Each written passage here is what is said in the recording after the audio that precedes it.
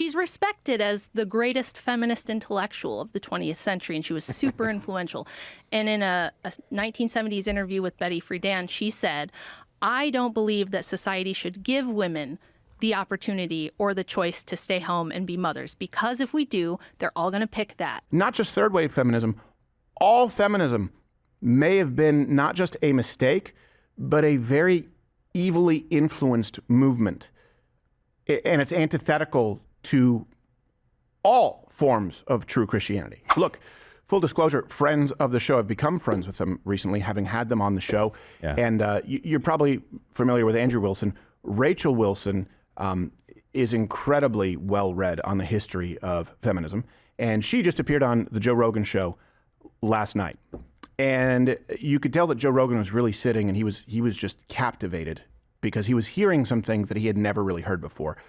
She was expounding on some of the things that were discussed in her book, which, by the way, I highly recommend. It's Occult Feminism, The Secret History of Women's Liberation. I highly recommend it. It's a very short read.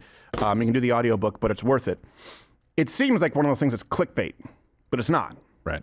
She sources it meticulously. So she was on Joe Rogan's show. And I will tell you this, I had, back in the day, there was a lady named Karen Strawn. You can go back and see some interviews with her maybe in 2014. She really not only influenced me, but informed me on women's suffrage, on women getting the right to vote, and why it was a scam from the get-go.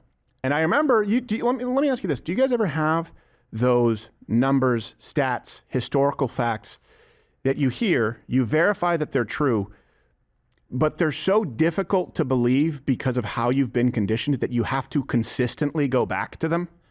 I get that all the time. I used to get that with Donald Trump, closing down the border, like 95% reductions in border crossings. I'm like, there's no way that's possible. There's no way that could happen in a year. I know it to be true, but it's hard. That's why you can't always trust your gut. Same thing happened with me, I think, in 2014 when I learned that the overwhelming majority of women did not want the vote. It was hugely unpopular, which brings us to the first clip of Rachel Wilson on Joe Rogan's show. I would think, okay, well, I think women should have the right to vote. They're human beings. They live here. There's laws that are being... Women really didn't want to be involved in politics. They let them vote on whether they wanted the vote. In the biggest referendum was in Massachusetts. So they let women vote on whether they wanted the vote in a referendum. Of the women that showed up, not a lot of them showed up. It was a fairly smallish number, but of the thousands that showed up to vote, only 4% wanted suffrage on the ballot. That's crazy. Only 4%. So guess what Elizabeth Cady Stanton and Susan B. Anthony did after that? All the pro-suffrage leaders, they banned women from voting on whether they wanted to vote. Oh, my God. Isn't that crazy? Yeah. And then men gave women the right to vote. That's right. Think about that for a second. Now, that's a small study. We've given you numbers in the past where it's anywhere from 70 to 80-something% if you try and take the totality of data as far as women who were against the vote. She explains why that was the case. I've gotten into that. But you do need to know that top-line number. The overwhelming majority of women did not want the vote because of what it came with, because they felt that they had influence, and because they didn't want women to be ruined through the process of politics. And they thought they would lose some influence and leverage. And here's something else. This transitions to, okay, so that's the case, but people will say it's a good thing that they have the vote. And feminism, right, has been a good thing overall. Choice. Who could be against choice? Well, Rachel got into that, and I think articulated this pretty well.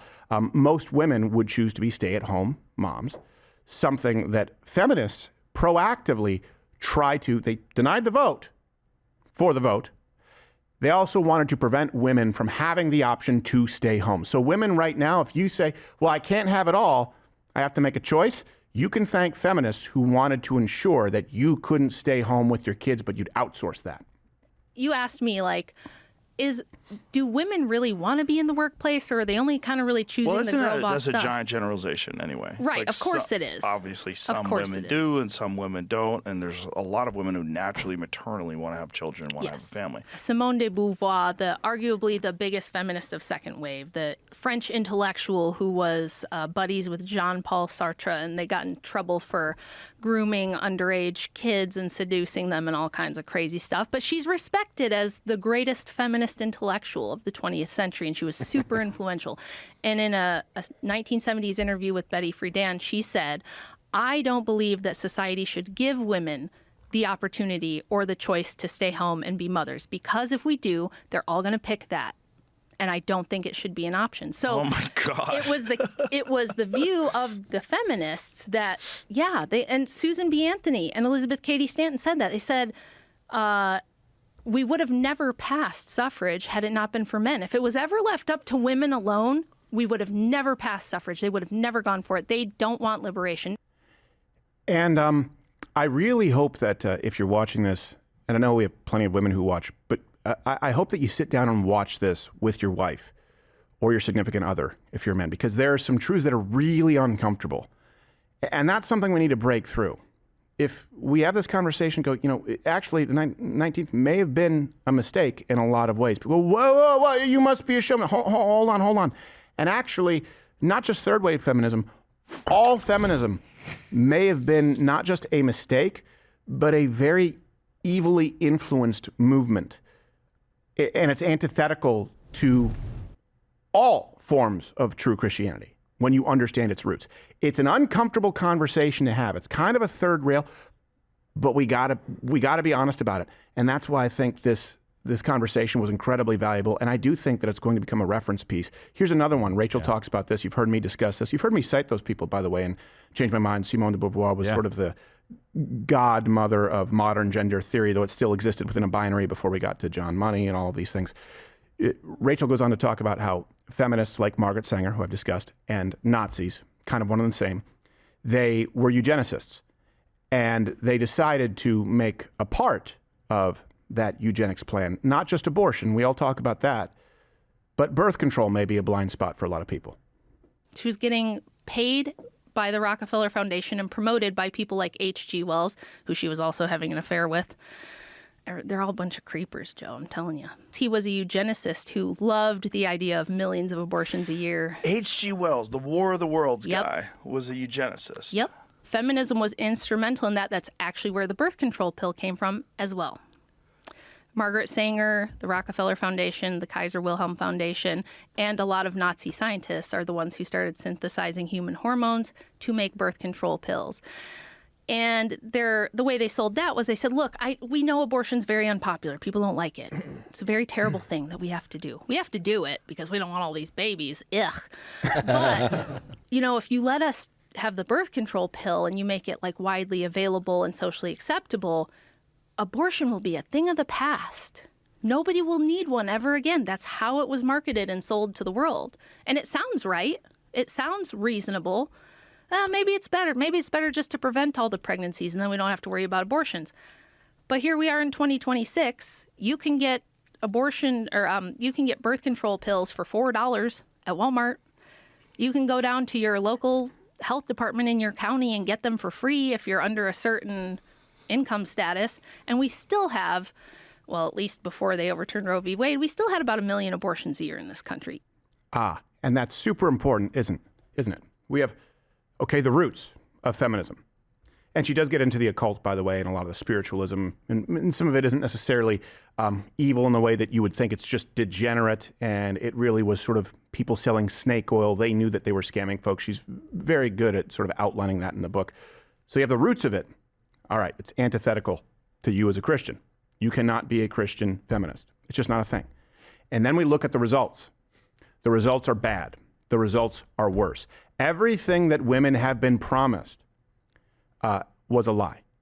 The results have been the opposite from feminism. And I want to be clear, this is not just third wave feminism. From its inception, and that was the goal. And that's because feminism is definitively, this is objectively true. It's a subset of Marxist ideology. That was part of the Marxist playbook, right? Divide and conquer. You're not going to have the numbers unless you break up the family and you have women becoming nagging harpies, to be clear. And I will tell you this, I don't really take part. We do this show, and I hope the work speaks for itself. We provide all the references. I don't take part in a lot of outside projects. But because I think this is important enough, they did approach me regarding a debate course specifically on feminism, because I think that's a battlefront that's going to be incredibly important, especially when you look at relationship dynamics. She mentioned it on Joe Rogan's show. Here it is. I'm glad you brought that up. I just finished a huge project that I'm working on with Andrew, my excellent, handsome husband, and Steven Crowder, Dr. David Patrick Harry, and Rob Knorr, who's a champion debater. We put together a feminist debate course that's coming out really soon. I think this week. I think it drops this week. And we go over all these myths and debunk them, and we show people and demonstrate like how to debate this feminism thing, because it's a leviathan, it's a beast. If you take it on, like, one of the reasons I'm out here doing it is because when men try to argue against feminism or feminists, they immediately get slapped with, you're a misogynist, you hate women, you're an incel, all the tropes. You have a small dick, what are you, gay? Like, just all the insults, right? Well, when I sit in front of them and make those arguments, you can't really just get away with that. You have to contend with them because I'm a woman. Right. I mean, you could try to insult me, but it's not going to land the same as when you do that to a man. And here's something I will say that I love about Rachel. You'd be surprised. Legitimately, she's the meaner one of her and Andrew. But she's not mean. She's just very dismissive. She'll be like, yeah, I know. People think that, but that's not really true, is it? And she'll set you straight. You need people like this. You need someone who's an actual mom who understands history. Someone who is actually a strong woman, by the way, if you know her life story, as well as physically. She did a lot of powerlifting, discussed that with Joe Rogan. Someone who's actually strong, who can advocate on behalf of femininity in traditional relationships. And that's why I was moved to take part. Look, everything I know, I included here. They have a debate course. You can buy it for $250 or $150 if you purchased the previous debate course, Verbal Combat. You can go to debateuniversity.com. It is a multi-part series. You have installments with Andrew. There's one with me. There's one with Rachel that I cannot recommend enough. Verbal Judo, How to Debate Feminism. You don't have to be the next Julius Caesar in order to change the world. I would say that my approach is probably more suitable if you find yourself at a dinner table, because that's not always in Andrew's wheelhouse. God love him. I've heard the horror stories of how feminism has ruined the lives of men, women, and children right in my backyard. Most of what the public believes about the history of women's rights is historically inaccurate at best and blatant lies and propaganda at worst. Most people have no idea how to defend what it is that they believe. This course exists to change that. Take that and add to it truth. You got a winning formula. You just have to not be afraid.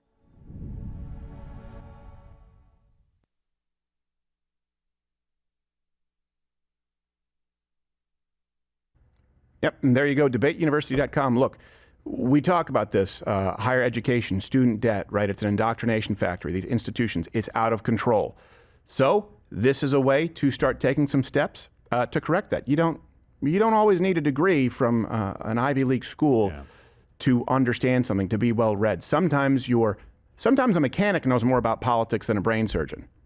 Sometimes a doctor knows nothing about intergender dynamics. This, if you take this course, debateuniversity.com, so for a course it's actually very affordable. It may sound high compared to things online.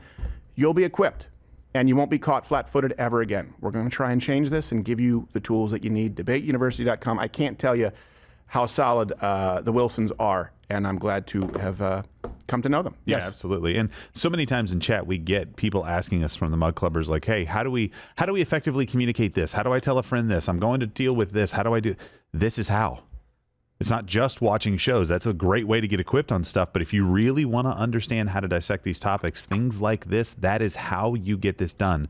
So please go sign up for this. The feminism thing is something that I've been turned on to over the last probably year and a half. And it's like I just keep having aha moments about institutions I've been a part of in the past or places I've been. And I'm like, I had no idea the influence. Sometimes great, sometimes small, but it was there. Yeah. And it's just shocking. So go check this out. Yep. And I think, look, in summary, you guys, do you think that you can be a Christian and be a feminist?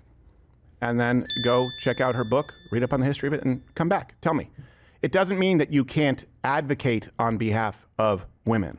Nobody wants to live in a world where women are being swatted by their husbands, that's a different term now, being smacked around by their husbands and being left for a secretary. But that's not the world that we lived in. That's the lie you were presented with. The world you live in now is a world where people aren't getting married. We have a divorce rate through the roof. and millions of OnlyFans who are below the age of 20. Yeah, it's terrible. There you go. And a Holocaust. A Holocaust, an abortion Holocaust. That's the world we live in. So the results objectively are bad. It was by design from its inception. I will just say that, just like people say you cannot be a pro-abortion Christian, I think a closed-handed issue needs to be seen as just as closed-handed. You cannot be a Christian feminist in the year 2026, and ignorance is no defense. Hey, thanks for watching. If you liked what you saw, you can click around and watch one of these videos on YouTube, or head on over to Rumble and subscribe, where I am live every weekday at 11 a.m. Eastern. Live on Rumble. YouTube is dead. Rumble did it. And on Rumble, you can say